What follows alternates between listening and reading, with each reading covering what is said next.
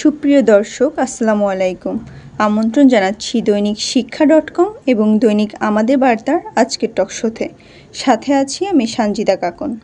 দর্শক, আজ আমাদের সাথে উপস্থিত আছেন সিদ্দিকুর রহমান, সাবেক সাধারণ সম্পাদক, বাংলাদেশ প্রাথমিক শিক্ষক সমিতি; কাজী কা ফজলুল হক, প্রতিষ্ঠাতা সাধারণ সম্পাদক, বাংলাদেশ প্রাথমিক শিক্ষক সমিতি; সুবল চন্দ্র পাল, সাবেক অর্থ সম্পাদক, বাংলাদেশ প্রাথমিক শিক্ষক সমিতি।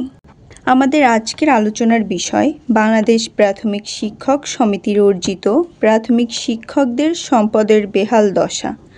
বাংলাদেশ প্রাথমিক শিক্ষক সমিতির মালিকানাধীন মিরপুর 13-এ অবস্থিত 10 কাঠা জমির অধিগ্রহণ মূল্যের যথাযথ ব্যবহার প্রসঙ্গে জনতা ব্যাংকে গচ্ছিত বাংলাদেশ প্রাথমিক শিক্ষক সমিতির প্রায় 40 লক্ষ টাকা রয়েছে, সেটা কিভাবে ব্যবহার করা যায় এ প্রসঙ্গে প্রথমেই কথা বলবেন সুবল চন্দ্র পাল।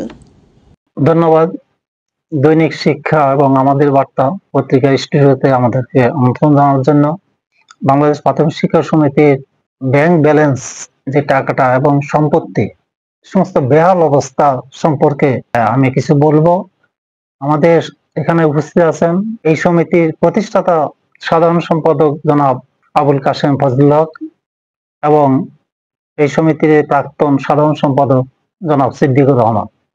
বাংলাদেশ প্রাথমিক শিক্ষা সমিতির হিসাবে রক্ষিত প্রায় 40 লক্ষ টাকা, তার কোনো সদ্ব্যবহার সম্ভব হচ্ছে না। অনেক সংগঠন বিভক্ত হওয়াতে বিভিন্ন মামলা মোকদ্দমা জর্জরিত হয়ে এই টাকাগুলো শিক্ষকদের পরিবারে কল্যাণে ব্যয় করার সুযোগ হচ্ছে না।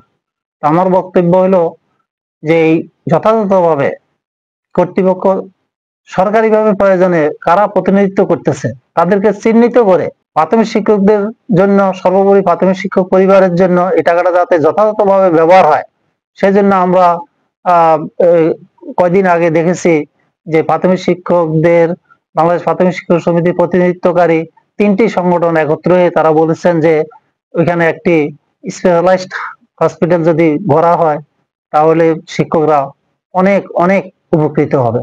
একই সাথে আমি বলতে চাচ্ছি যে মিরপুর 13 অবস্থিত আমাদের 10 কাঠা জমি, যা সম্প্রতি মেট্রো রেল কর্তৃপক্ষ জনস্বার্থে অধিগ্রহণ করেছে, তো এই অধিগ্রহণের যে মূল্য এখন দাঁড়াচ্ছে প্রায় 12,63,53,হাজার টাকা। এই টাকার জন্য দেখা গেল যে একটি বিলুপ্ত, যার কোনো কার্যক্রম নাই, একেবারে নিষ্ক্রিয় এমন একটি সংগঠন আমিরি গ্রুপ ইস্যু করে এই চিঠিটা দেওয়া হয়েছে তাদের ক্ষতিপূরণের টাকা গ্রহণ করার জন্য। তো আমাদের বক্তব্য হলো, এখন যারা সক্রিয় আছে, যারা শিক্ষকদের সত্যিকার প্রতিনিধিত্ব করতেছে, এমন প্রতিনিধির মাধ্যমে যাতে শিক্ষকের এই সম্পদ সদ্ব্যবহার হয়, যারা প্রতিনিধিত্ব করতেছে, স্বীকৃতি দিচ্ছে জয়েন্ট স্টক কোম্পানি, সেখান থেকেও যোগাযোগ করে সত্যিকার ভাবে প্রতিনিধির মাধ্যমে এই টাকাটা যাতে ব্যয় হয়, এই আবেদনটা আমি রাখছি। ইতিমধ্যে আমিরি গ্রুপকে চিঠি দেওয়া হয়েছে, এ ব্যাপারে আমি আপত্তি জানাচ্ছি আপনাদের মাধ্যমে। আর 2টি সংগঠন তারাও একেবারে নিষ্ক্রিয় দেখা যাচ্ছে, যে তোতা ওয়াদুদ গ্রুপ আর কাশেম শাহিন গ্রুপ, এই 2টি গ্রুপ 3টি গ্রুপ তারা সম্পত্তির ব্যাপারে কিছু কথা বললো, আরো যে 2টি গ্রুপ আছে তারা একেবারে নিষ্ক্রিয় দেখা যাচ্ছে এই ব্যাপারে। এটা রহস্যজনক। সার্বিকভাবে শিক্ষকদের সম্পত্তি শিক্ষকদের কল্যাণের কাজে যাতে ব্যয় হয়, আমি সেই আবেদন করতেছি LA শাখা, যেটা ডিসি অফিসের জমি অধিগ্রহণ শাখা এবং ব্যাংক কর্তৃপক্ষের কাছে। ধন্যবাদ আপনার।